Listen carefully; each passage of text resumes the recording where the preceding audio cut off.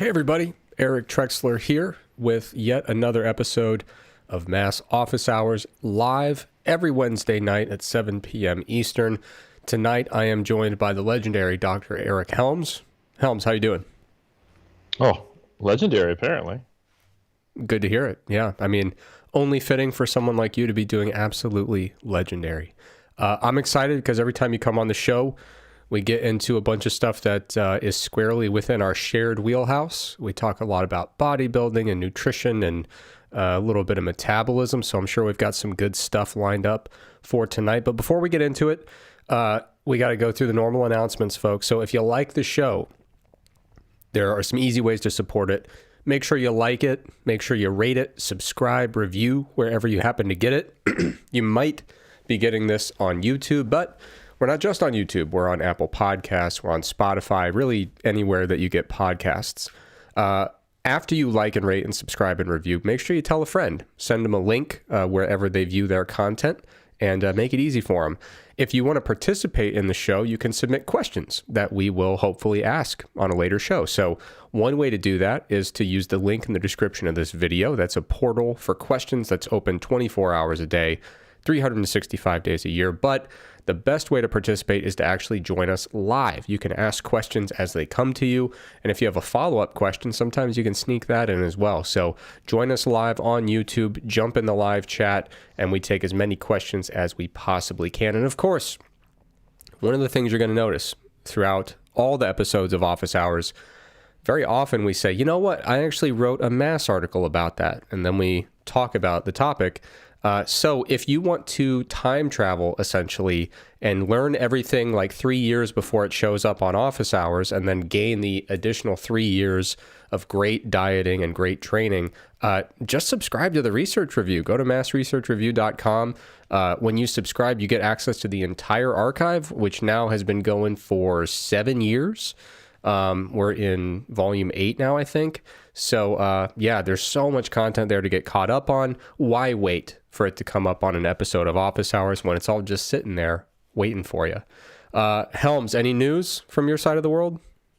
Well, I just had the pleasure of getting back from Las Vegas, where the good other Dr. Mike Israetel of Renaissance Periodization hosted me, where we did a whole bunch of really good, informative collaboration videos. We went through 2 full training sessions that we did down there, which I talked through the rationale and kind of the application of scientific data and theory. And then also we did 5 long-form videos, which I think are really hot topics. Everything from the accuracy of RIR and RPE in the real world versus studies, the accuracy and the difficulty of training and going to failure in the real world versus studies, the safety and some of the issues in the supplement industry, weight gain and bulking, and also stretch-mediated hypertrophy and training at longer muscle length. So all stuff that is kind of really on the emerging side of the data we have right now and our takes on it. So those will be kind of coming out over like the rest of the year, kind of drip-fed. And just a big thanks and shout out to RP for doing what they can to platform evidence-based information and actually speaking directly to some of the lead researchers on the topics that are near and dear to our hearts. So yeah, that's it for me. How about you? Nothing new on my end. How long were you in, you said Vegas, right? Yeah. How long were you there? It didn't feel like Vegas. It was, we were in an Airbnb. It felt like many of the other suburbs that exist. Phoenix. In America. Yeah, exactly. Yeah. And it was, it's February, so the weather was very mild. Yeah. So you could have told me I was in, Sacramento in, I don't know, September. I would have believed you. But, it was good. It was good. And I was there for just under a week. Okay. So that kind of a quick trip when that's at least it's got to be 14 hours in a plane, right? Yeah, it's just around 13 to go from LA to Auckland. And then it's, another hour to go from LA to Vegas. But fortunately, time difference, even though it's like a day different because you're technically going over. California at certain times of the year is anywhere between 3 to 5 hours different from New Zealand. So it wasn't that bad. I just kind of shifted my schedule a bit. So cool. Good stuff. Well, I don't have anything exciting going on. Just about to get a study launched over here at Duke. Working hard, getting that all set up. A lot of logistics to sort out. Just this afternoon, caught a little bit of a baseball game on campus. I was screening abstracts for a meta-analysis while I was watching some baseball. So I still don't know who won the game, though. I had to go early so I could get home for this. So once we wrap up, I'll have a surprise to figure out if we won or not. All right, Helms. Before we get into questions, I got to acknowledge the good people. First of all, I think we have some people who are new because they're raving about the elevator music that plays before we go live on YouTube. So, guys, you got to get here early if you want 10 meditative minutes of elevator music that I personally picked out. Now, we got a lot of hashtags in the chat. Sexy Trexy Nation, Trex Nation in the house, Trexopolis, Lord of Helms Deep. That's a good one. People are calling the pre-music, they're calling it mass jazz, which I think is pretty good, pretty fitting. Someone asked, how do I join in live? You can only join in by chatting with, via keyboard. You can't burst into the video portion. But we would love to incorporate you and your questions to the extent we can. Someone said, bring in Trexie back. I love it. Okay, so let's get down to business here. And I want to ask you a few questions that I've been keeping my eye on that kind of come in when we're not recording, right? We have this big pile of questions building up, and I always try to allocate them to the right expert on the mass team. So I've been saving a few for you. The first one is from someone named Andrew, and they asked, what's your take on research around ultra-processed foods? Does this add anything useful beyond considering nutrition / macros and palatability of foods? And before you answer that, I want to give the chat a challenge here. Let me know if Helms is loud enough for you. If he's not, just drop it in the live chat and I'll adjust some things. I think he should be good, but this will give me a chance, give everyone a chance to hear your voice. So what is your take on ultra-processed foods? I know you've covered it in mass at least once, and it kind of encompasses all these different nutrition concepts that we talk about with palatability and, energy density and eating rate. So what's your take? Yeah, I actually covered this, I want to say it was in 2019. It might have been right before I think it was right before COVID, if I recall correctly. But Kevin Hall's group did a really cool study where they did an assessment of ultra-processed diets compared to a more normative diet and looking at, importantly, ad libitum food intake. If we were to scroll back to 15 years ago, a lot of the discussion was dismissive in kind of the if it fits your macros community of the impact of ultra-processed foods. Because look, if you match for fiber, calories, and macros, it's not going to impact body composition, which is, I would say, probably largely true, but probably largely unhelpful, because that's not the questions that we face in the real world. And even in people who are tracking macros and trying to do that, your ability to follow it, adhere to it, and the potential other impacts of your diet that are more health related could also be potentially impacted by this. So anyway, what did they find? Essentially what they did is they did the best they could to match everything between the ultra-processed food diet and the normal diet, and then just allowed people to eat as much as they wanted. And they found that there was a 500-calorie surplus, while there was roughly, I think, a 500-calorie deficit, if I recall correctly, or maybe maintenance. I am misremembering the study a little bit. And the weight gain you would expect in the ultra-processed diet. Now, the interesting thing is that the framing of this question was related to palatability and what else, Trex? So they had asked if it was just, if what we're seeing with processed food is just the calories and macros mixed with some palatability, or is there something else that's kind of unique about ultra-processed foods that's kind of driving outcomes that we see?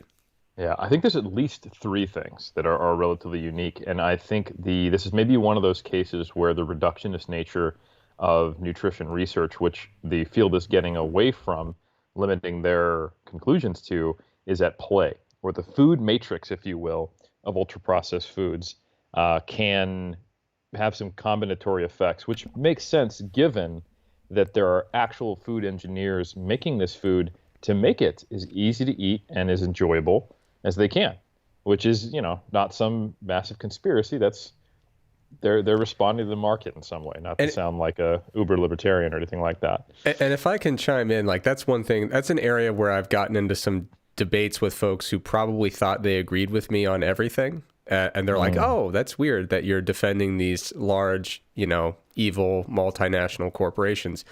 But like, I don't know, that whole logic that food companies are bad because they're trying to make things palatable and easy to eat and tasty and enjoyable, and they're trying to make them shelf stable, so they add a bunch of stuff to them. I've never seen that logic turned around and applied to a chef, where you're like, man, you should have made this dinner I just bought at this restaurant not quite as tasty, because then I might not have eaten that entire portion size. It's just very odd how we scale it up to food companies, but we never interact that way when someone cooks you a meal that's just lovely in the perfect texture. Yep, here we are, the always righteous defenders of capitalism and the free market. And by the way, I should mention we are now sponsored by Post, the cereal company. Yeah, so I meant to say that at the beginning, but go ahead. Yeah, I mean, like I have seen it compared to like the cigarette industry, and I think there's some really important distinctions there, like paying off and obfuscating medical professionals and obfuscating the data on it, misrepresenting it, actively campaigning with knowledge that there is good data to suggest there's a negative health impact, and trying to sway the whole industry through lobbyists. And kind of the movie Inside Job, if anybody's seen it, and you could just go to Wikipedia and read about it broadly. And have you ever tried to just go on a pure cigarette diet? Because it's way different than just eating processed foods. Very much so. You'd think because they're highly processed to be palatable. They're not. Chewing cigarettes and eating them, not very tasty. No. But yeah, like that is an example where, marketing cigarettes to children, like there's many things like you could level, but I think this is more of a case of a natural progression of society towards what we would expect, removing barriers to food access and making it easier and convenient to get high energy intakes. And there are unfortunate consequences to that. So anyway, to get back to the question, we get a little bit of a tangent there, didn't we? There are certain characteristics of ultra-processed foods which probably in combination lead to them to be eaten in excess without intentional effort to do so, when just people are left to their own devices. For one, eating times was found in a study to be faster. You can eat them more quickly. And that might be a bit ahead of the time course of the satiety response. It's also just easier. There's data on hard versus softer foods, showing that you eat fewer calories from that on average. I know that's not been your personal experience, Trex, and I think, but basically the textures are designed to be easier to eat, so you can eat them faster, and that probably makes it just easier to consume calories, more likely to consume them before you get hit with a robust satiety response. They are generally hyperpalatable. There are combinations of, sodium, fat, and carbohydrates that have been shown to be, pretty palatable in the literature. There's also data. There's a study comparing like a cheese sandwich and an ultra-processed cheese sandwich, showing a lower thermic effect of feeding when eating the processed food. So there's some of the digestion work basically is already done for you in processed foods, such that the energy output is less when you have a diet that is dominant in ultra-processed foods. And something they tried to control for, which they weren't able to completely do because it's kind of inherent to processed foods in this 2019 study by Hall and colleagues, is also a really important concept called energy density. And that's the idea that per unit weight of a given food item, how much energy is in it. So something like a bowl of carrots, you can imagine, has very low energy density. You're going to get a lot of weight of food, primarily through the water content in it, but also other aspects like its fibrous structure. And that is normally quite low in processed foods. They have very high energy density. And then finally, the thing that I just related to energy density to some degree is the fiber content of ultra-processed foods is generally lower. And the macronutrient profile is also generally less favorable compared to whole foods.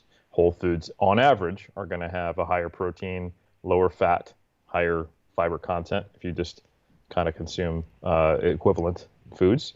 So while this was a relatively ecologically valid study that Hall did because they were specifically looking at ad-lib intake, they did control a number of things that if in the real wild world would have exacerbated this even more, such as energy density, macronutrient composition, protein, and fiber content, which they all did try to match. So an ultra-processed diet, however, shouldn't be viewed as black or white, good or bad. And that's the last thing I'm going to say on this before I know you have some really useful thoughts, is that pasteurized milk, fortified breakfast cereals, from Post, protein supplements from Post. Yes, indeed. Yeah. Added fiber, vegetarian foods fortified with calcium or B12 or higher protein. There's some really great meat alternatives that I enjoy as someone who eats a mostly plant-based diet.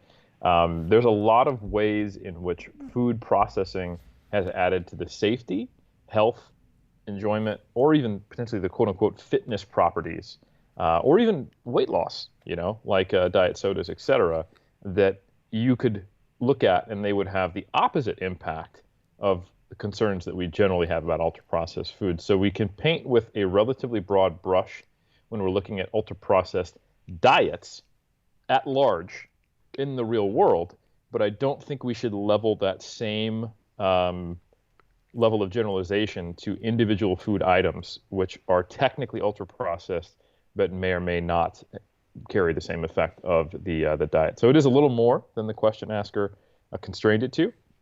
And I think that is basically the full breadth of my answer. Eric, do you have anything else?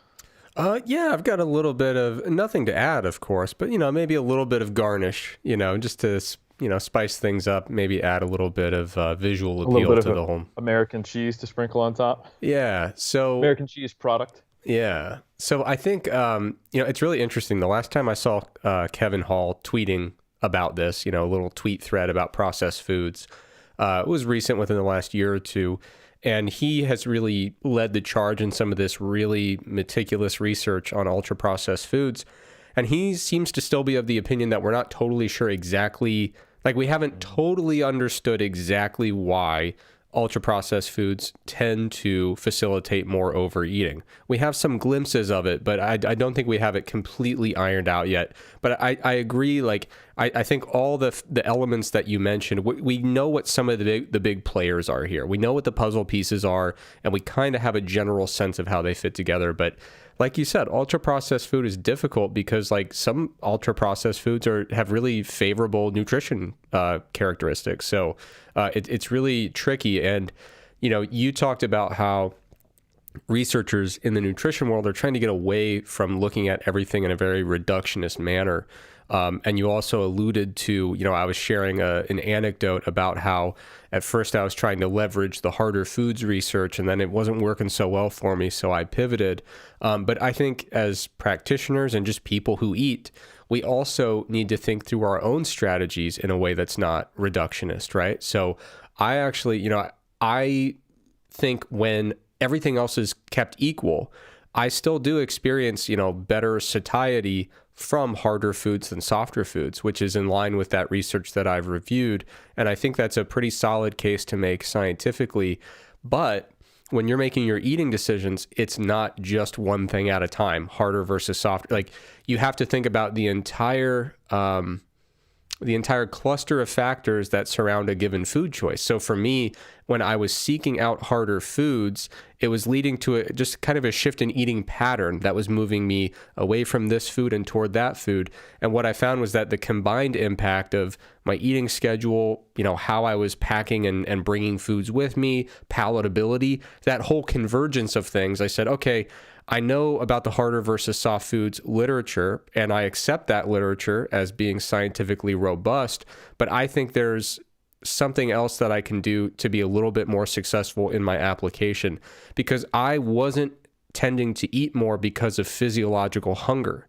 I was tending to eat more because of basically the hedonic drive to eat.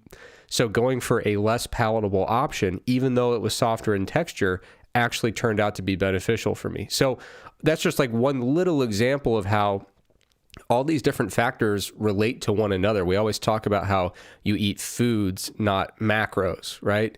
And you could even take that a step back and say, well, we really eat meals. We engage in dietary patterns.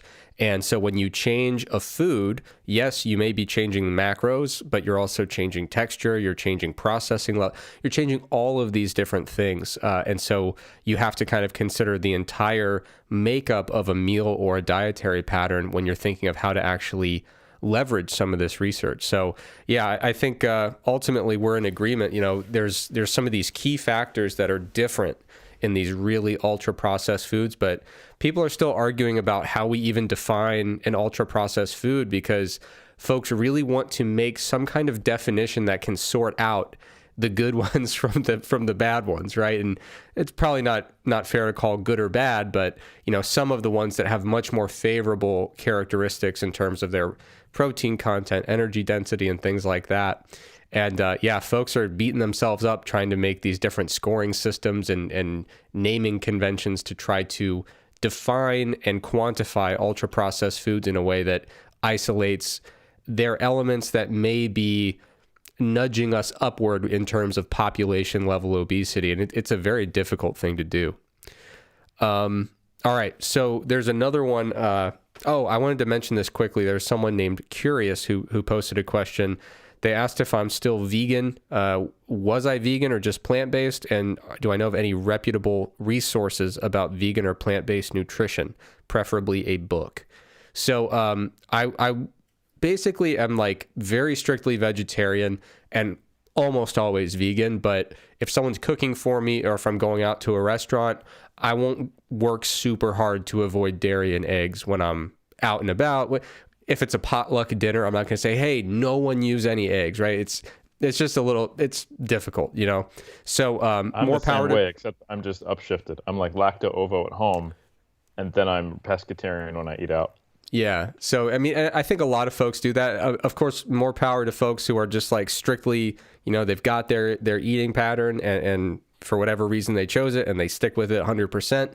But yeah, that's an area where I've found flexible cognitive restraint quite easy to apply. And one other thing that I incorporate is I do incorporate whey protein, not because whey is like magic or there's no plant-based alternatives, but everyone I've tried to talk to in the industry, like the supplement industry, it seems like the whey that's kind of circulating and being used in supplements is just a waste product of cheese manufacturing. Not a waste product, a byproduct of cheese manufacturing.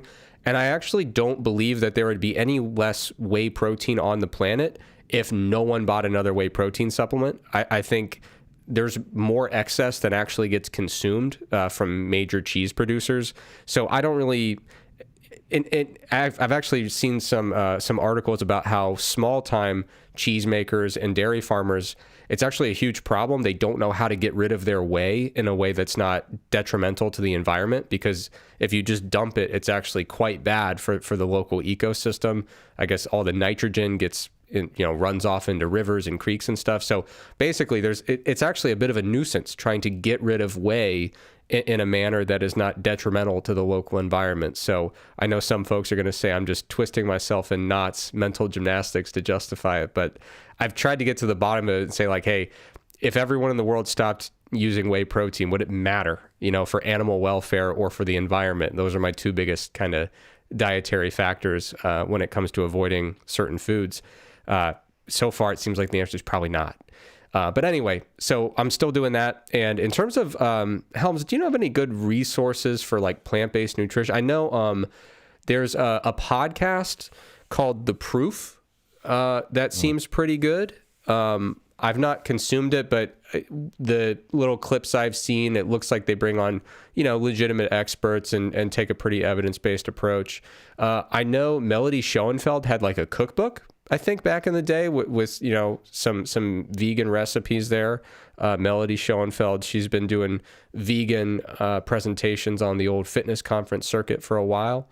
But yeah, I don't really know of many books because Helms, I don't know about you, but I just get all my information from the studies. I'm just like in the literature, Yeah, we're lame like that. I would say there are some things not to consume, like the China diet book, some of the popular things that appear to be science based. Hmm. Obviously, some of the food documentaries are largely inflammatory and not very helpful, like Game Changers. Yeah. I would look askance at anything that is. The books are often a location for, especially when they're related to specific diets, rather than teaching you about diet principles. They're more likely, on average, even when they're written by an MD, to contain a lot of biased information, unfortunately. This is going to sound like a total shill moment, but we actually do have a two-part video series that I did on plant-based nutrition for bodybuilders in our video files. It's not 100% up to date with the current best information. I want to say that was probably in volume 2, but it's still like 95% extremely helpful. And based upon my experience of being, like I said, largely plant-based. And honestly, yeah, I think some of the best content out there is this guy right here. So In the Mass Research Review, like you said, you've got your video series. I've covered a lot of studies on this over the last few years. So I do think our mass readers are about as up to date as anybody. And actually, I've got another article relevant to plant-based diets coming out on March 1st. So there was a question that was submitted from Avinash asking, is plant protein better for health than animal protein?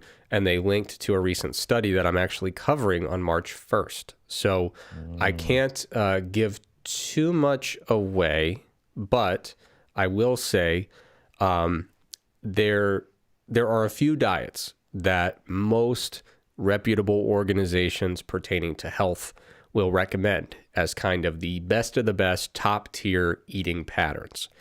And those eating patterns are usually, not exclusively, but usually you're going to see 3 mentioned: a Mediterranean eating pattern, the DASH eating pattern, which was designed to reduce hypertension symptoms or, treat or manage hypertension, and plant-based eating patterns, right? Those are the 3 that you see a lot.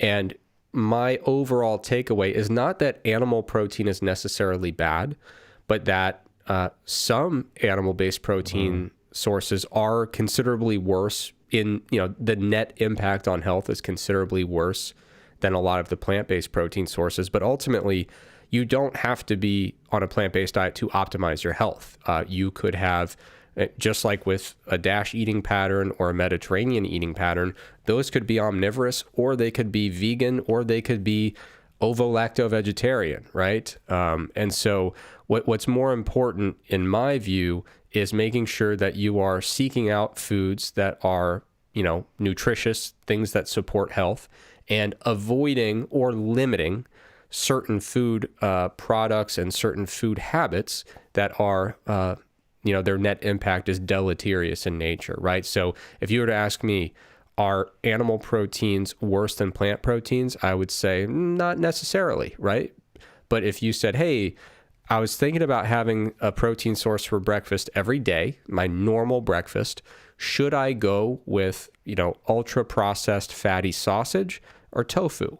Well, yeah, like tofu's better in that context, right? If we're doing it daily and we're having a big old serving and that's how we're getting our 25 grams of protein at breakfast, yeah, tofu's just better, right?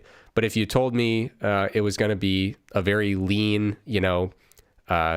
turkey cut, some kind of turkey-based protein for breakfast, that was, then yeah, I mean, then we're talking about, okay, it's probably, in terms of your health impact, probably equivalent, right? So all of that is to say it's a little more complicated than just animal versus plant, good versus bad, or vice versa.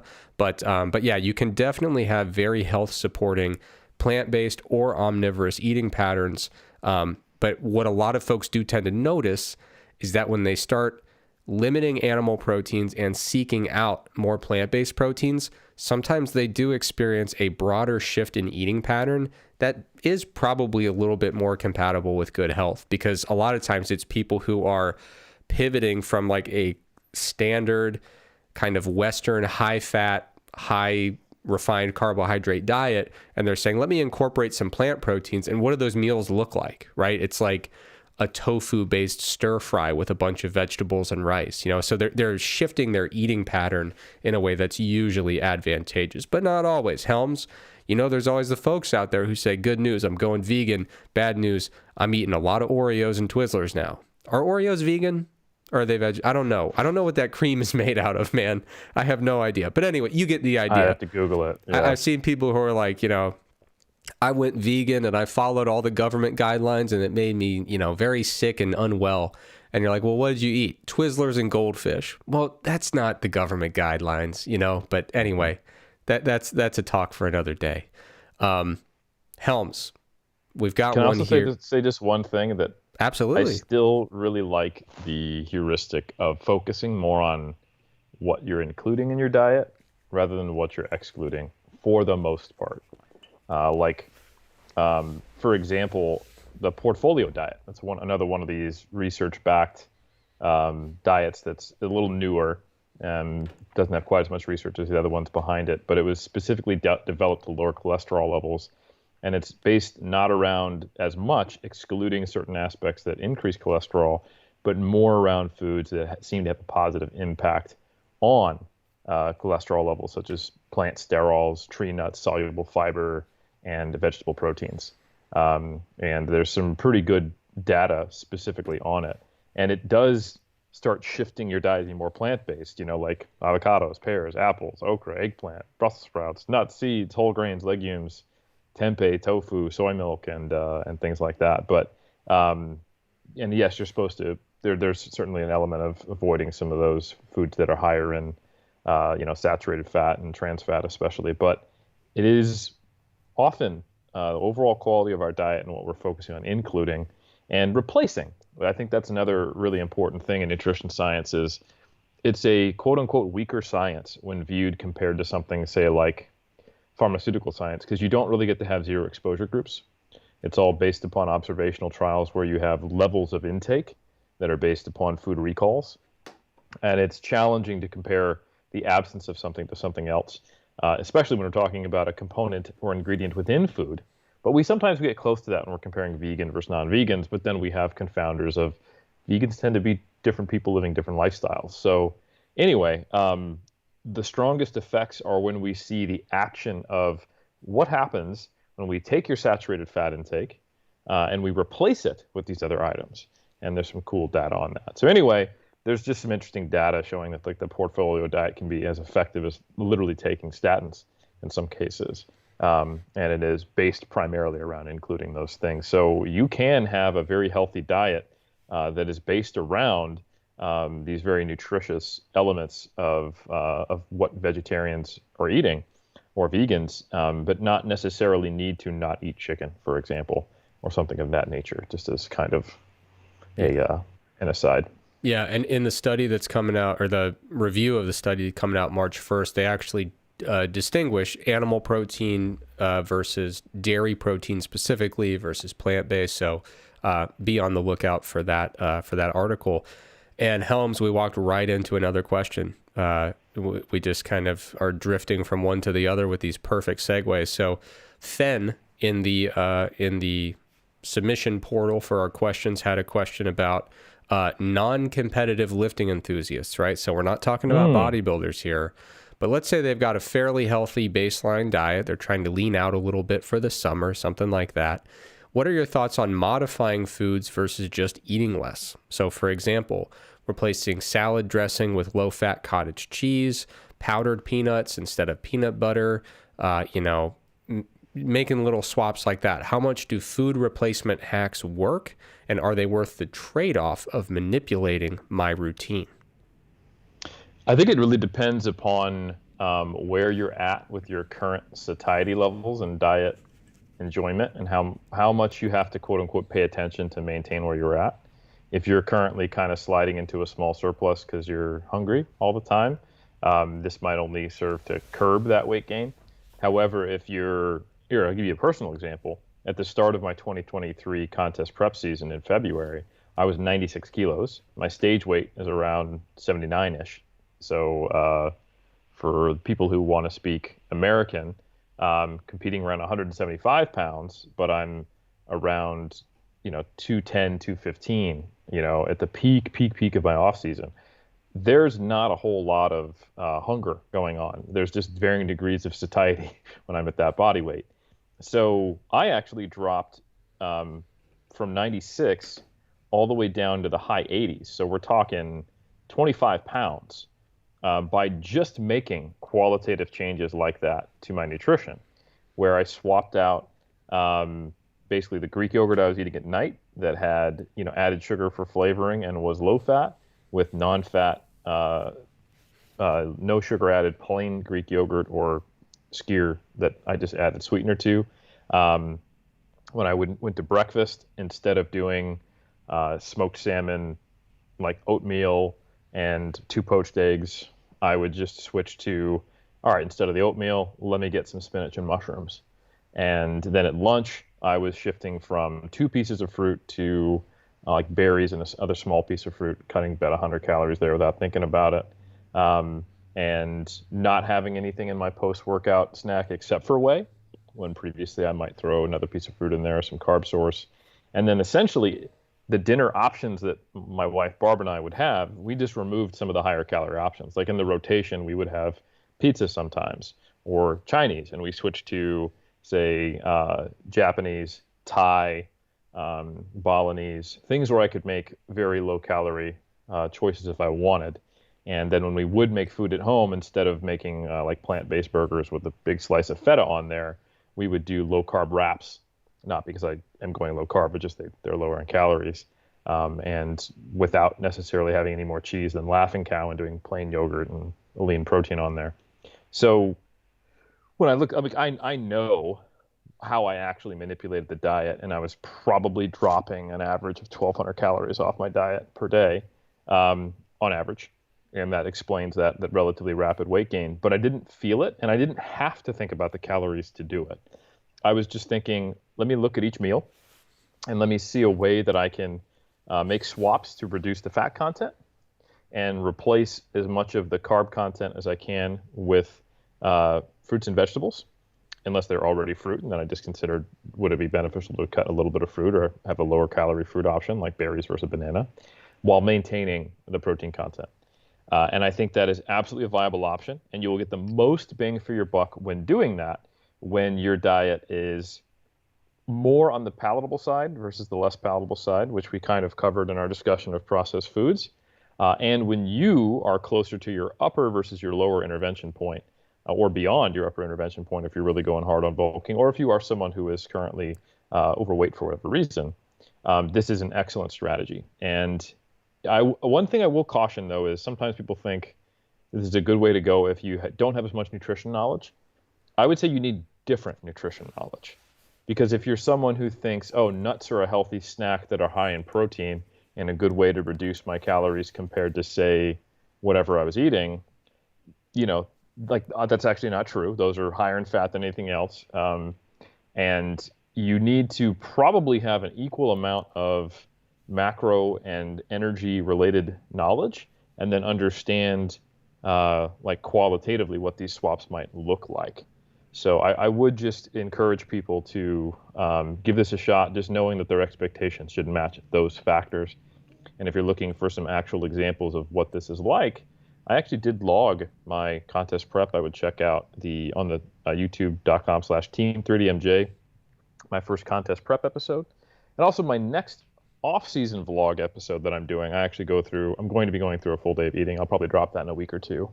So for those who are interested in a more plant-based day of eating for more typical, not dieting kind of constraints, that might be useful to the previous question asker.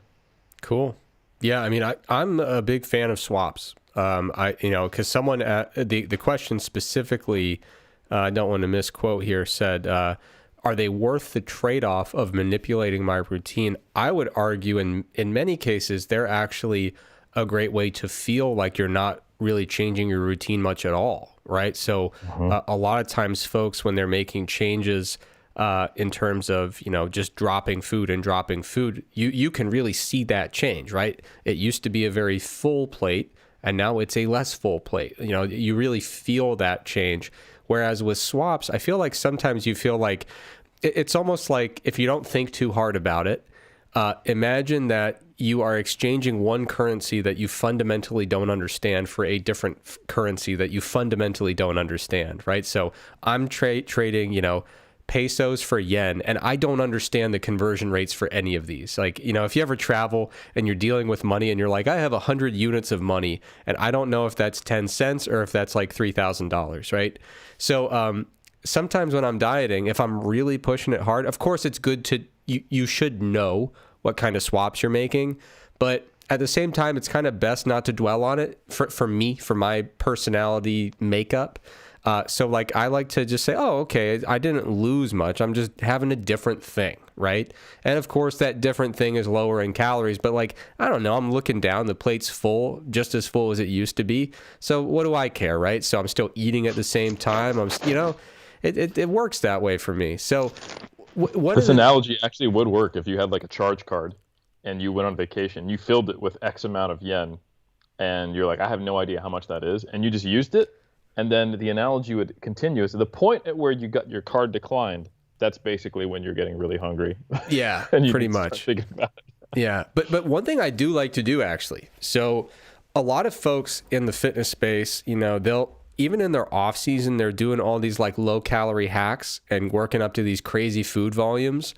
And they're eating the low calorie version of everything, but they're eating like 3,800 calories a day or like 4,200, right? And they're just like gorging at these meals.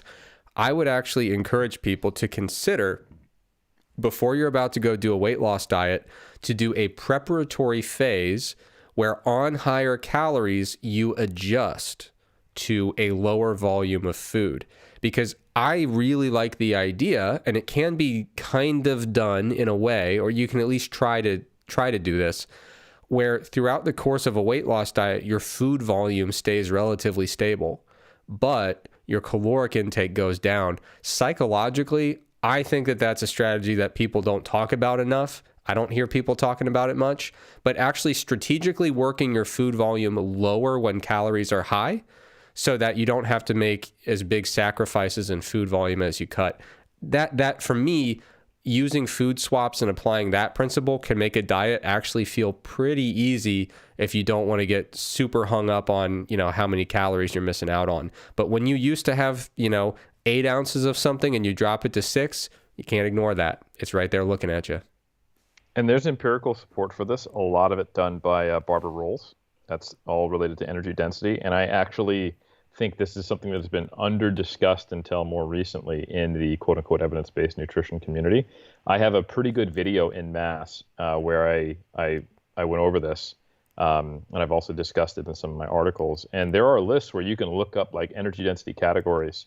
And there's some data on I think most people consume between 1 to 2 kilograms of food a day. And that is relatively constant at a stable body weight. So if you can do things to just manipulate it, you will see these kind of drops in body weight reasonably predictably in the general population, which is probably one of the reasons, at least, why you see people who go on vegetarian diets lose weight, because they have very, almost categorically, lower energy densities than typical diets. Absolutely. All right. Helms, I have good news and bad news. Which one do you want first? You know what? On Iron Culture, I took the good news first, and that went pretty well. So I think I've built the resilience up to handle this. Give me the bad news. I'm going to do the opposite order, actually. So I just asked you so I could disappoint you. So that's the bad news. You're going to be disappointed. Agency. The bad news is I have no agency. The good news is that this episode, I'm pretty certain we set a PR for concurrent viewers, people who are viewing in the live chat at one time. But here's the bad news. They're not liking the video, Helms. We have a major issue where I've told people time and time again, the admission price, you don't have to actually pay anything, but you have to like the video. So if you're part of this movement, our PR for the most concurrent viewers we've ever had, take a moment right now, if you'd be so kind, hit the like button. It would really mean a lot to Helms. It would bring a lot of warmth to his cold heart. Now, Helms, this show is all about the live chat. I want to dive in and give folks we have a lot of questions in the live chat, and I want to make sure we get to them, but I want to try to give concise answers to the best of our ability. And I think maybe also have one person kind of tapped to answer each question. to kind of get through this Done. efficiently. So the first one, it's got your name all over it. And I'm not making a joke. Could I try to make a joke? Sure. The jokes almost write themselves, but someone had a question about what aging lifters ought to do. And since it's not because you're old, I'm so sick of everybody in the chat talking about Helms being super old and way older than everyone else. It's just because you've written about this in mass. You've written about it multiple times. So what sort of modifications would you recommend that an aging lifter make if they wish to continue lifting well into their senior years? So intensity, volume, frequency, exercise selection. I will note, if you're in the live chat right now, don't blame me. The person asking the question defined aging as 40 plus. That number, it keeps getting lower by the day, especially as I get older. I'm starting to get a little bit uncomfortable with it. Used to be when you said an older lifter, you were talking about their 70s, and then it was like, well, 55 plus. Now we're like a hair away from 39. But anyway, what do you think? All right, I'm going to be as concise as possible on this while still doing three things: coping, making a joke, and actually answering the question. All right, so number one, I'm going to start with the joke. Write down on your hand when you look at your program the date and what muscle group you're supposed to train, because the early onset dementia or Alzheimer's or both is probably going to lead you to repeating the same workout every day, and you'll think that your DOMS is getting worse, but you've actually just done upper body 4 days in a row, and you still think it's Tuesday sometime in 1974. Happened to me many times. All right, joke out of the way. Cope. I think it's important to acknowledge that the data we have when we look at age independent from decreasing physical activity or health related to decreases in that physical activity would push that age where we should actually start thinking about this a lot higher than 40. So for example, there's this large study that came out of none other than, I believe, your supervisor's lab, now your lab, right, led by Herman Poncer, that was looking at the largest collective database based upon doubly labored water analyses from that we've seen. And when you remove those confounders, we actually do not see reductions in either energy expenditure or reductions in, or changes, negative changes in, quote unquote, negative changes in body composition. So an exchange of fat mass for lean mass, not the exchange you want to make, just like probably yen and pesos, not that I know. Until the age of 60. So that said, I do fully recognize that most people in the real world, they end up having kids, they get more job responsibilities, and they find that their lives are just harder, qualitatively or actually in some quantitative way, that results in these reductions in energy expenditure because they're less active, and those reductions in activity result in losses of lean body mass, which compounds to make things harder, negatively impacts their health, metabolic profile, et cetera, and it's kind of this feed-forward cycle. But when we look at active adults, when we look at masters athletes, when we look at different regions and we compare folks in, say, Scandinavia versus the US, a lot of the metrics that we have showing the effective age on fitness and health-related topics starts to get a lot blurrier and goes away. So, for example, we don't see anabolic resistance when we look at adults in Scandinavia who are substantially more active than we see them in the West, even in the 60s and 70s. Now to actually answer the question, I will say that you will at some point, because we all die, unfortunately, hit a stage where age is going to negatively impact you, but it probably, if you stay active, is not going to happen until your late 50s or later, based upon the data we have. Even those who are interested in like serious pursuit of goals, there was a recent analysis looking at men and women and modeling strength gain over time. And it wasn't until like I think the M2 or M3 category where the trajectory of strength actually started going down. Okay. So that's not necessarily saying everyone who started lifting at 20 will still be getting stronger at 60. That's, a kind of a big picture view. A lot of people who started lifting at 40 and maybe at 52, they're still getting stronger, which is not a perfectly fair comparison, but nonetheless. So what do you need to do? Probably not a whole lot different except monitoring recovery and kind of treating yourself as not the same person you were. And I think this is not too different from what you should do generally.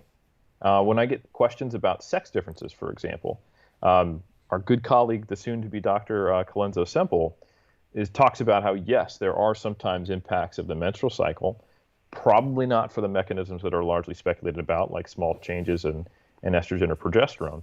But more often than not, the individual differences unrelated to the menstrual cycle between women, or even between men and women, often are larger than the average effects that you will see from menstrual cycle, cycle phase. So what you would do in any case as a coach or when working with yourself is you would want to assess, how am I responding? How am I recovering? What's my trajectory and increases and rates of strength or changes in body composition, whatever your goal is, and then adjust things. There are some data to indicate that at a certain point, the volumes or the frequency should be adjusted, probably based upon age. And there are some data to suggest that you might experience, soreness or lingering pain, DOMS from training for longer.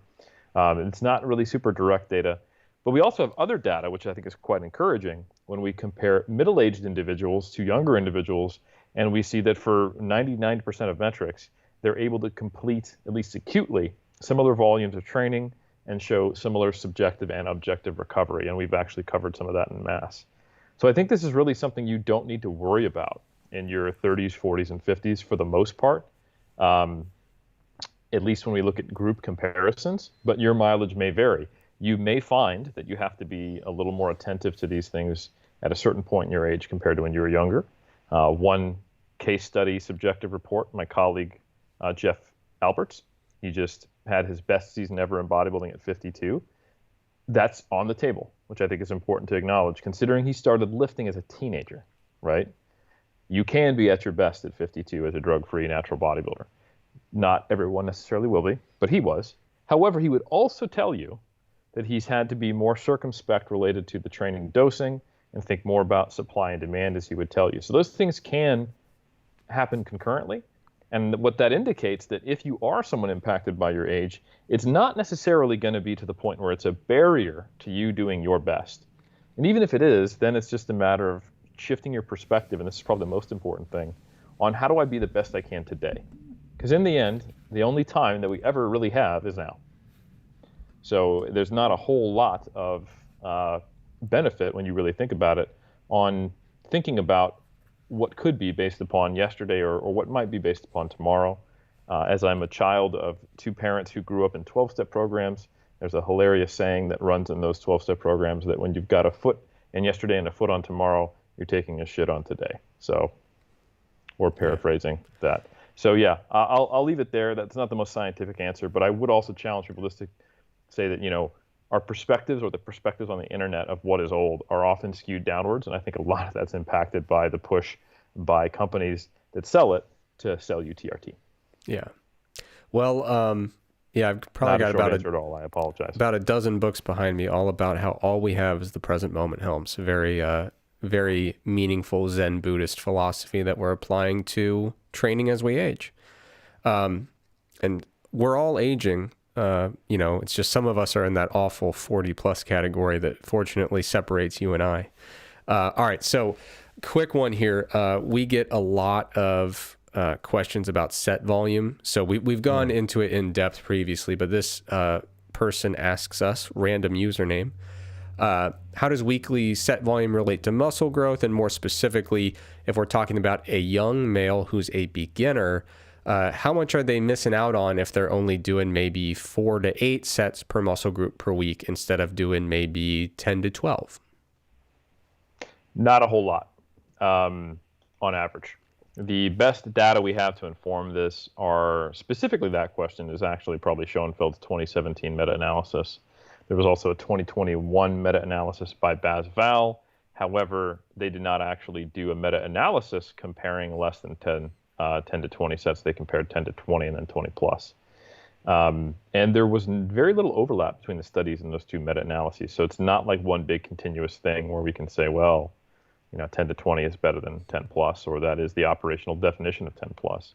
But if we look at Schoenfeld's meta-analysis, which was largely done on untrained individuals, and very importantly, they counted direct and indirect sets 1-to-1. So if you want to know, how many sets for the biceps were done, it's every set of rows, every set of pull downs, every set of curls. So a lot of the times when you hear these volume prescriptions and you think it's an astronomical amount, it's actually substantially less than you might otherwise conceptualize volume. If you were to do 3 sets of bicep curls, 3 sets of lat pull downs, and 3 sets of rows, which is a very reasonable, back and bis day, pull day, or upper body day, at least half of it that's not the pushing portion, you're basically already nearly at the highest volume that was recorded there for biceps. So the data would generally lean towards that somewhere in the 10 to 20 set range per week per muscle group, counting direct and indirect work, is going to result in the most people, if we were to make bets on the population, of getting the fastest rates of gains. However, true novices grow very quickly, and if you were to look at kind of some of the effect size comparisons, you're probably getting 60 to 80% plus of your gains by moving up the 3 categorical distinctions in Schoenfeld's meta from 1 to 4 to 5 to 9 to 10 plus. And 80% of the fastest gains you're ever going to make is still a lot. And there's a decent chance that you're downshifted 1 standard deviation. So I would say there's absolutely nothing wrong with doing 4 to 8 sets as a novice, and it's not a bad place to start. And then once you truly stall and you're seeing no more progress in terms of strength gains and changes in your training modalities, and it's been, say, 2 to 3 to 4 months and you're not seeing any visual changes, or your shirt's feeling differently, or the scale has been stale, at that point, if you feel like you're having no trouble with recovery, enjoyment is still high, you're not getting joint pain, then you can leverage doing something like, say, a 10, 20, or 30% increase in volume. All right, good stuff. So we've got one here about capillaries, of all things. Dust off the old physiology book. So Jonathan asked, thoughts on training to increase capillary density in order to potentiate future gains.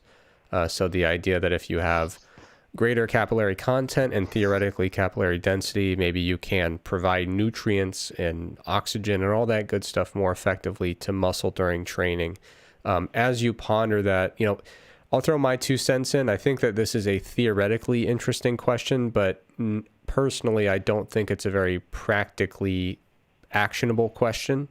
I've not seen evidence in the trenches or in the data that would really lead me to believe that there's a large number of folks out there who would be getting considerably bigger if only they had greater capillary density. So if you want to ask this as a question of like, what is the maximum human limit for the ability to maintain enormous amounts of muscle mass, perhaps that's an interesting question to ask.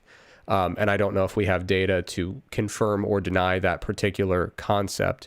But in terms of like, hey, have I ever worked with anyone as a client who was held back by lack of capillary density? I feel pretty confident saying that the answer is actually no. How do you feel about that, Helms? There was a study that came out where they did some, like, I want to say cycling in a crossover trial, either with the arm or the leg, prior to then jumping into a resistance training protocol.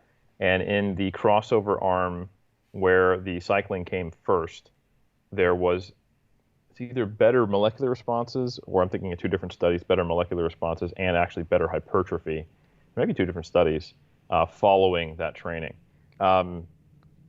Certainly one of the adaptations to cardiovascular training and cycling is increased capillary density, or at the very least better oxygen delivery, which would be potentially related to it.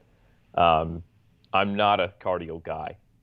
This is where when you see what my actual degrees are titled and you assume general knowledge, I have far lower in certain areas than others. I don't recall if in that study, and I'll try to look it up while you answer maybe the next one, whether they looked at some of the mechanisms that they thought might explain it. But there is this study out there where cardio prior to resistance training, and not like immediately prior, like 30 minutes later, but like a block of training where they did cardio and then a block of training where they did resistance training, seemed to prime them for greater gains. Could be related to various mechanisms because aerobic training does a lot of stuff for you, both locally and systemically. So I would say it is possible that is something that could be a thing. But I don't think, until I dig into this study a little bit more, that I think we have direct data to indicate that is the specific mechanism. Yeah, I also feel like the longer term interventions with concurrent training would look a lot better if we were to kind of build upon the study you mentioned and then kind of play it out in a more applied sense. But yeah, so I agree with you. It's possible, but I am, until I see some really interesting and really compelling data, I'm still kind of, I'm not putting all my eggs in that particular basket. And from the standpoint of, turning that into an actionable recommendation, if someone told me they wanted to, they felt like capillary density was limiting their ability to complete repetitions, and maybe that was reducing their ability to achieve more volume or apply more tension to the muscle. I don't know. I don't really run into that a lot, and I'd probably just say let's do some higher rep resistance training to try to build up that particular physical capacity. But all of that is to say it's very speculative and theoretical in nature. So a question here. I've now got the study. So for those who are interested in further reading, you'll want to check out Thomas et al. 2022, Short-Term Aerobic Conditioning Prior to Resistance Training Augments Muscle Hypertrophy and Satellite Cell Content in Healthy Young Men and Women. And yeah, it is different legs were randomized into different blocks. So it probably has more to do. Now, I think that's important. It's a within subject design. So that does likely remove the potential mechanism of it just being overall cardiorespiratory fitness and adaptations to the heart and lungs, because it is probably something more locally. So I definitely don't think it's off the table, but I think you would really have to think about what would my periodized approach be. Like, okay, at this point, I plan to try to increase my volume of training and really get after it. Prior to that, I'm going to do some low volume training, and then on my off days, do some type of aerobic training that will do all the things that we've talked about various times in mass to not elicit the interference effect. So I'm not just taking one step back to take two steps forward, and think about that in the long term. And I think we're probably a little early in terms of the mechanistic research to even get to the translational research before we get to the application. And I have no problem in the absence of data making, prospective, theoretical based training decisions only when there's low chance of harm. And I think because the interference effect is a thing, because having to do aerobic training is a time suck, I would not recommend this being one of those times you make that leap. That's much more understandable if you're doing something like lengthened partial training, where we have no data to suggest that it'll be worse than full range of motion training, and integrated into a good training protocol, it's either going to be neutral or positive. But yeah, throwing a bunch of cardio in because you want to get that capillary density, I think there's a point where that could be a negative. Cool. I'm going to take a few from me here, make sure that we get some answers to the good people. Erica asked, in circumstances where there's not a serious loss of electrolytes from sweat, like high volume sweating, is there a benefit to supplementing with electrolytes? I would say it depends on what you mean by benefit. So there is a scenario where if for some reason you were drinking a ton of water and had very low electrolyte intake in your diet, theoretically, you'd want to make sure you're getting some electrolytes. I don't know if I've ever really seen that practically. And if I had, it would almost always be a scenario where I would say, why are you drinking all this water? Right? So like if you're way over drinking water and under consuming dietary electrolytes, maybe you could create a scenario where it would be advisable, but I'd be stunned if anyone listening to my voice right now is in that scenario or is working with a client in that scenario. You'd have to go out of your way to fabricate a scenario to make that kind of make sense. But, I do want to acknowledge there are some folks, unfortunately, pretty tragic stories where people say, I'm going to run a marathon tomorrow. I need to be hydrated. And they're just downing gallons of water in the absence of electrolytes, and they throw off their electrolyte balance. And it can be quite dangerous. And it could be fatal if you go really far with it. So I did need to acknowledge that on a more theoretical note, more so than a practical note. One potential benefit, and I'm being very generous here, if you are someone who finds that you're, very habitually underhydrated, sometimes just adding something to make your water taste a little more interesting can be nice. right? So it doesn't have to be electrolytes. It could be anything that makes your water taste a little better. And if there is a little bit of sodium in whatever you're drinking, it will increase your drive to consume fluids. It's one of the reasons that sports beverage, among others, one of the reasons they include sodium and they make them taste good is because then athletes will actually want to drink them rather than their coach saying, hey, drink this water that you're really not all that interested in drinking. But, in most cases, if people ask me, hey, I'm habitually, reasonably well hydrated. I eat a pretty typical diet with, salt and all that other stuff in it. Will I benefit from an electrolyte supplement? Usually my answer is probably not. I know there's a lot of flashy claims about strength related to salt and other electrolytes, but every time I try to look into the research to find anything to substantiate that, I come back pretty empty-handed. Another one here. We had a question. If a 500 calorie deficit prevents muscle growth, does it make sense to lower volume to maintenance during a cut? I don't really think so. First of all, that 500 calorie number is, that's definitely, it's evidence-based, but it is not a law of physics, so there was a meta-regression that said about at 500 calorie deficit, that's where within their data, they found it was kind of hard to spur, a net growth of muscle in the interventions they were looking at.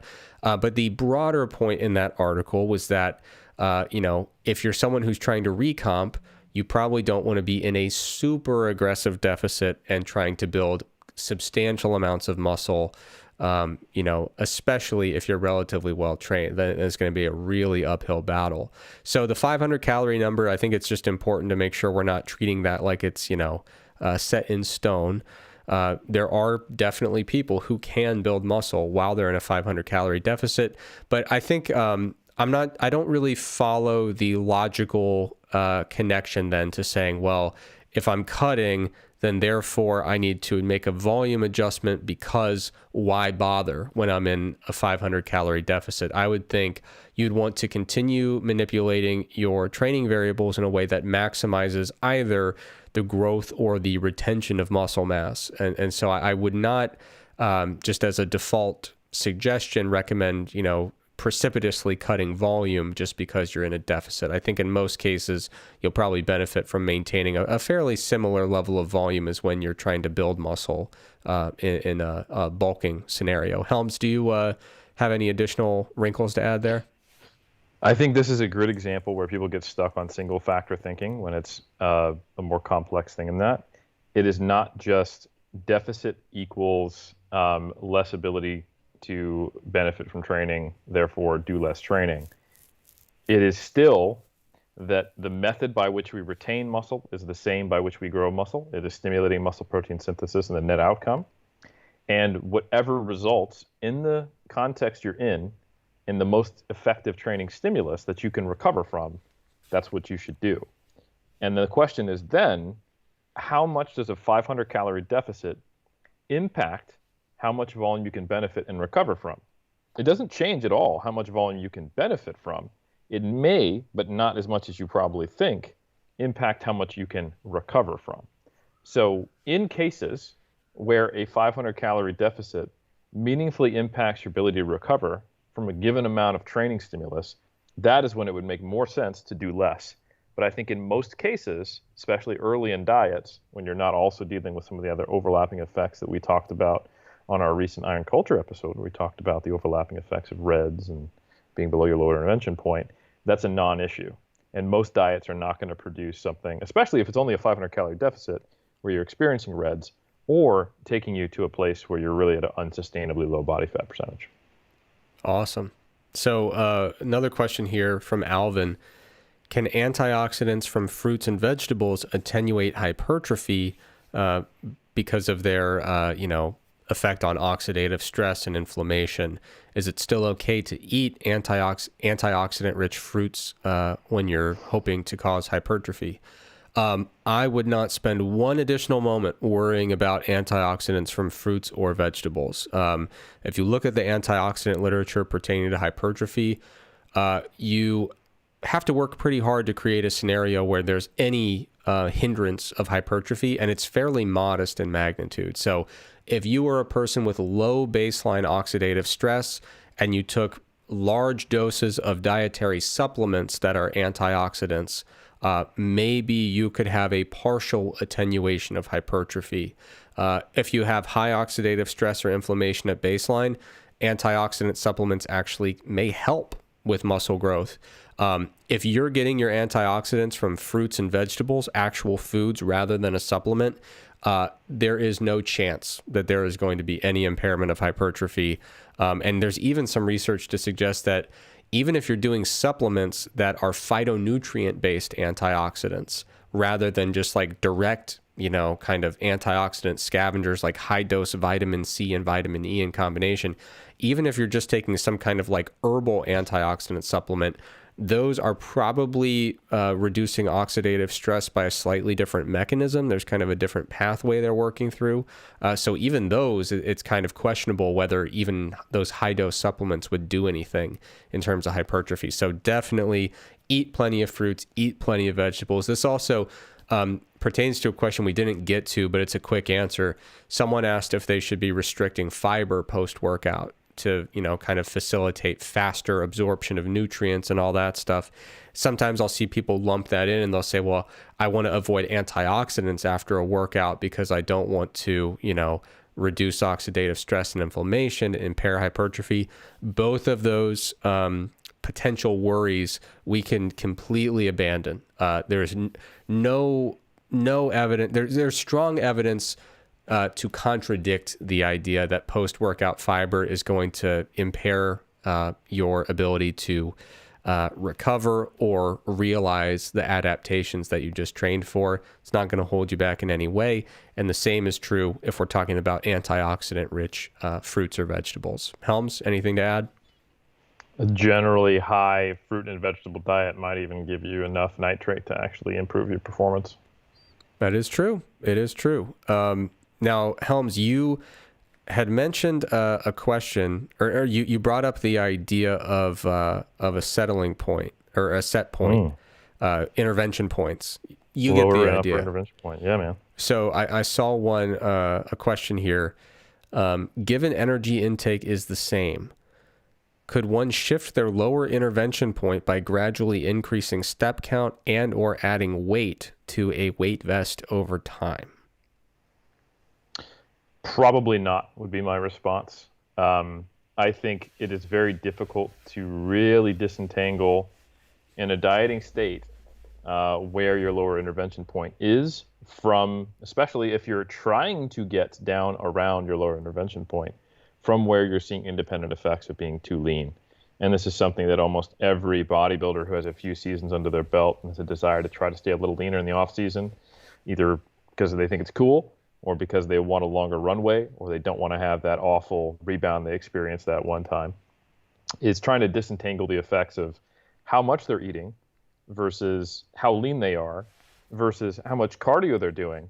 And you're seeing the overlapping effects of energy expenditure compensation, being below one's lower intervention point, as well as relative energy deficiency or just low energy availability if it's not the full-blown symptoms of REDS. The data I have seen on changing one's intervention point it's non-existent for the most part, I would say, because we can't really operationally measure when you are at it. However, I would say that theoretically, the range of where your upper and lower intervention point are is both asymmetric in terms of the physiological response for most people and pretty damn broad. And there may be some mechanistic data indicating you can unfortunately increase your upper intervention point with repeated cycles of weight gain, which could be maybe mechanistically driven by increases in the number of fat cells. And we don't have good data on whether or not you can decrease the number of fat cells, although it wouldn't surprise me if we did actually observe that's a thing. So, doesn't mean that you can't experience in practice the equivalent of lowering your lower intervention point. Because if I was to tell you what seemed to be the lower intervention point in the average male in, say, an Amish community where they have very high step counts because they're tilling the land and literally farming and doing all the things that a farming-based culture would do, getting on average 20,000 steps a day plus, while also eating very high calories in the high 3,000s on average, despite being, buck 60 to buck 70 pounds walking around. The average body composition in this group is somewhere around 11% body fat. Yeah. So I think and that's measured by not the greatest perfect measures, but I would say because it's a relatively large sample size, talking hundreds, at most we're talking about an average body composition, let's say 13 or 14%. And not an internet 14% where you're actually 20%, but like an actual 14%. So I think if most people realized that they could walk around at what the internet would call 10% body fat all the time, just by shifting down to being slightly above the lower intervention point rather than changing it, they may not need or feel the need to change their lower intervention point. And again, that's an average. You go 2 standard deviations up from that, you're probably still healthy, but you may not. You may wish you looked like the person who was two standard deviations below it, hanging around like nearly 2 weeks out all the time. But that's just the nature of life. So I think there's definitely a worthwhile effort to be put into modifying your environment, which literally means everything except your genetics.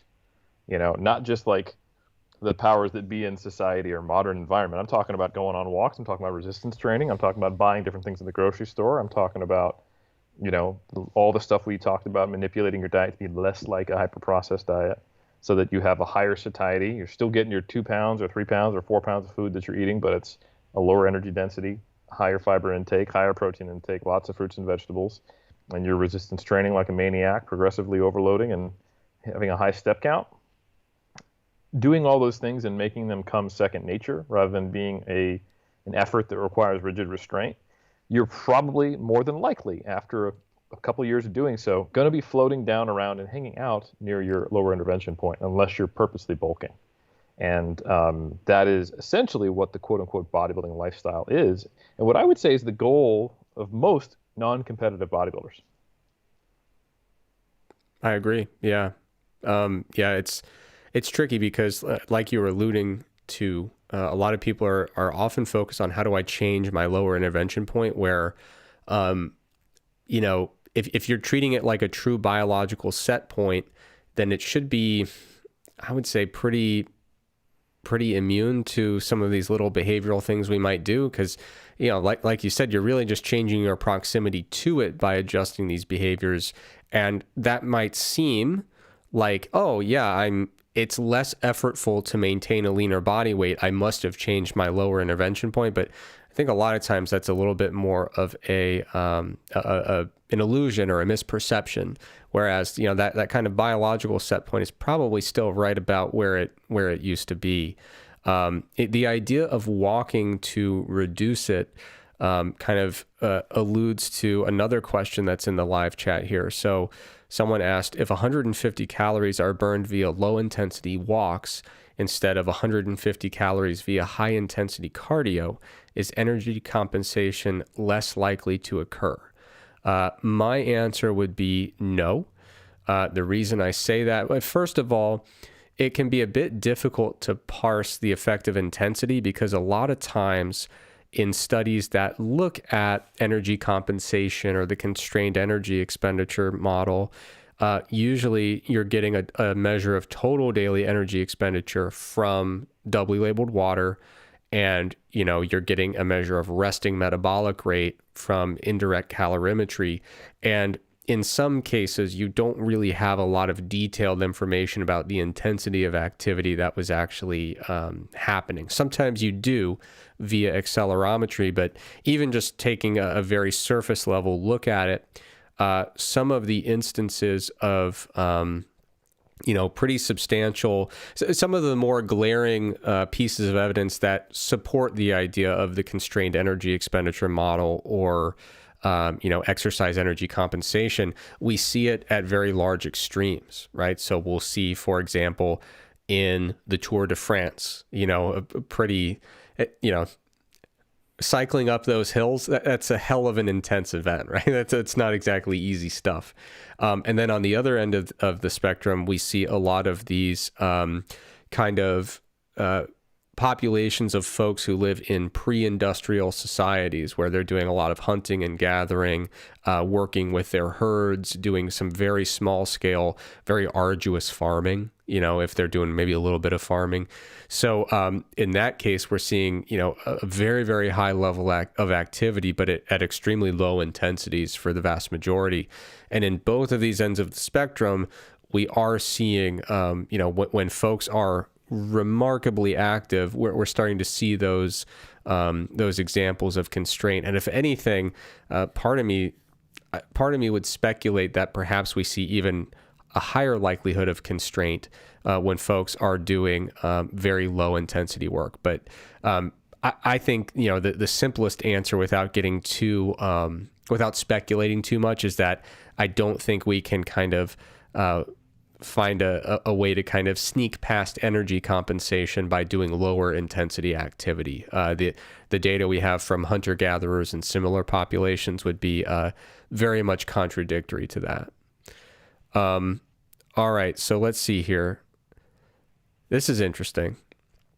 If mechanical tension is number one in terms of the most important things for muscle growth, does the presence of a pump increase the perceived tension on the muscle? If so, would that give more credibility to the pump?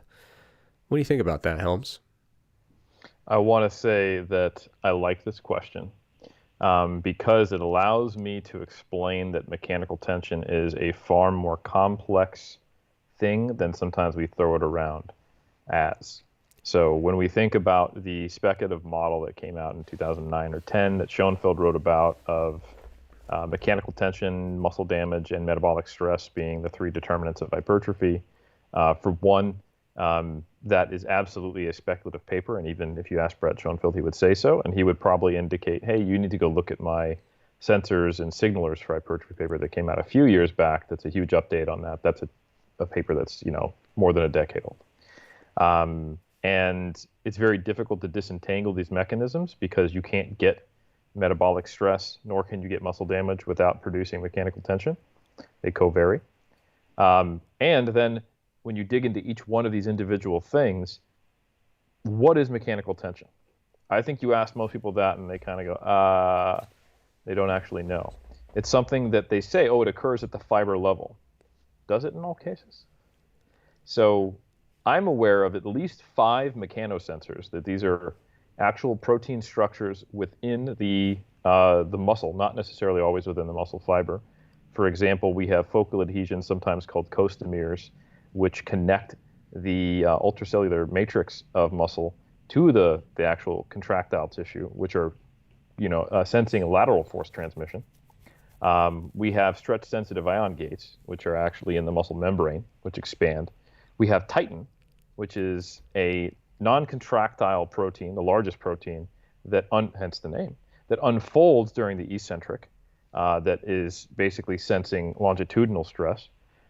We also have a really interesting phenomenon where it's been speculated that the actual myonuclei themselves, when you actually get a stretch on the fascicle, it compresses the myonuclei, and they act as mechanosensors, which I think is just really cool and kind of bonkers.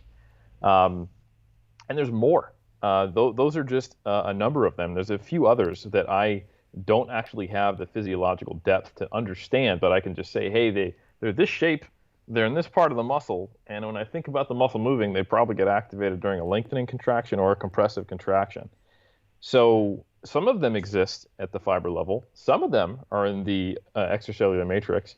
Some of them, you could argue, would respond more to being stretched, some more to being compressed, and certainly some also to an increased volumization of the muscle and pressure on the outside of the cell or compression of the nuclei.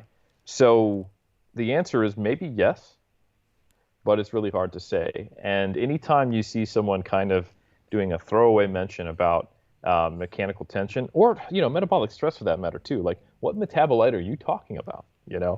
I think is a very valid question. And then with that, and I'm not just saying, hey, this is too complex, don't worry about it, because I think that's sometimes an error of pseudoscientists or a purposeful disinformation tactic is they'll throw a bunch of science at you and then just convince you whatever they want. All I'm saying is that I talked earlier about mechanistic research, translational research, and practice. One error that I've seen consistently done ever since the beginnings of exercise science is we identify a potential mechanism and we go straight to practice. There's no jump from mechanistic to translational. Oh, we saw growth hormone go up when we restricted rest intervals. Let's put in a hypertrophy training textbook for personal trainers that they need to only rest 60 seconds. Oops. Sorry, 1998. You really kind of screwed people up for a couple decades, right? And I think similar things came out of 2009. Let me do a damage set. Let me do a metabolic stress set. Let me do a tension set. No. That is not the way the scientific process should work. And now we're seeing similar things with some people creating models that have not been empirically stress tested, in my opinion, to prescribe resistance training and making claims that are sometimes directly counter to the overall translational data we have of a specific hypertrophy rep range, or et cetera, et cetera, et cetera. So, fun theoretical question. And models can be used in various ways. Models can be used that are purposely overly simplified that we don't think apply to practice as a learning tool, teaching tool, or they can be used to actually mathematically model things and we're fitting them to data. And they should always be iterative, especially if they're at that point where we're trying to inform what are we actually doing, understand that they can change over time. But I've gone off on a tangent. This is not a short answer. The answer to the question is perhaps the pump could modify mechanical tension through a few of those different mechanosensors. There are probably more mechanosensors that we have not established. And the downstream signaling effects they have, there's probably pathways we have not identified. And we simply don't really fully understand the process of hypertrophy induced by mechanical tension. So maybe it's fun to think about. It's possible, but don't know. Yeah, it's a good question. And the pump is something I spent a lot of time thinking about because my dissertation research was on nitric oxide booster supplements in the context of resistance training. And some of the things that are really tricky, and you kind of alluded to this when you were talking about making that jump from mechanistic to translational before we put something into practice. So let's, hypothetically run with the premise and say, yes, the kind of three-dimensional compressive force that is kind of secondary to this swelling within the muscle actually does activate uniquely some of these, mechanosensors, right? And then actually, you're pantomiming the idea of blowing up, your muscle there, but why not lift with some floaties on and actually provide some externally induced compression, right? Like, those little floaties that you can swim in? Well, you say that, but there is actually data indicating you get a different effect from wider blood flow restriction cuffs than narrower, and that may actually be a portion of the effect. Who knows?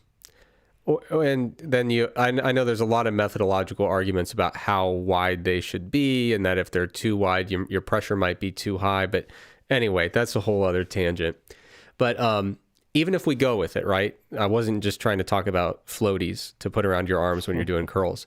So the thing about a pump is, even if we go with that and say, yes, this kind of swelling has a unique impact on mechanical tension, then a question becomes, are we sure that a 10 out of 10 crazy pump in the gym is meaningfully different than an 8 out of 10? Like, it is even that kind of crappy pump you get on your off days, not a literal off day, but on your not so good pump days, is that still just plenty to activate those mechanosensors? Or do you actually need a subjectively good pump, better than your normal pump? Like, will that actually confer a benefit, or is enough, right? And then even if you wanted to do that, how would you, aside from just training within the proper kind of loading parameters? Usually people will go with some lower loads, higher reps, maybe some shorter rests to just kind of, get that pump going and drive muscle blood into the muscle. But when I've tried to look at, are we sure that nitric oxide boosters, which should increase blood flow, are we sure that they actually increase the pump? I don't know. I mean, I've seen some data that would indicate that if you're a young, healthy individual who's got, a nice vascular system doing what it's supposed to do, maybe you've got all the pump that you need. And, maybe a nitric oxide booster can get you to your kind of fully pumped status, like 1 or 2 sets earlier, maybe. maybe not even that. If you have really good endothelial function and a functioning vascular system that's really well tuned. So all of that is to say, there are so many hurdles that stand between this idea being not just plausible, but actually factually true. And then, can we actually do anything about it? And then even if we could, even if all that stuff lines up in a way where we can go out of our way to kind of capitalize on this, then the question is, at what cost, right? So if you have to maybe adjust some training variables to make it happen, have you sacrificed something else in the process? So that's not anything actionable right now, but it's an example of whenever you hear a mechanism and you say, oh, well, that's rock solid, I'm sure that's going to pan out, you have to start thinking through, okay, but how many steps are actually between this idea and having it play out? And are we sure that we're not sacrificing anything along the way to get there?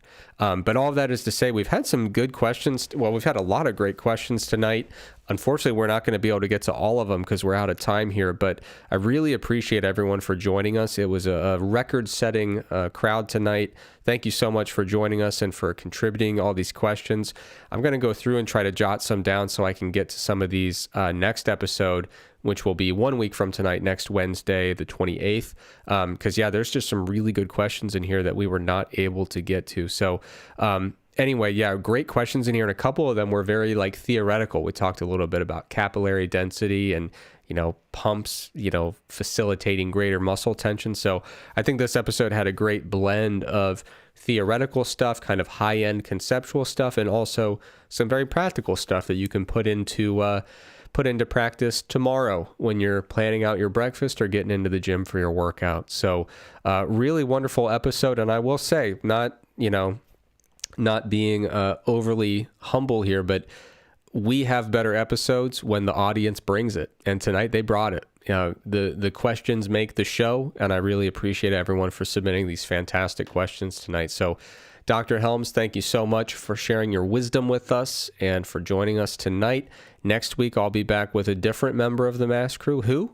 I'm not sure. You'll have to join in and tune in to find out. That will be exactly 1 week from tonight. Everyone have a lovely week, and I hope to see you all very, very soon.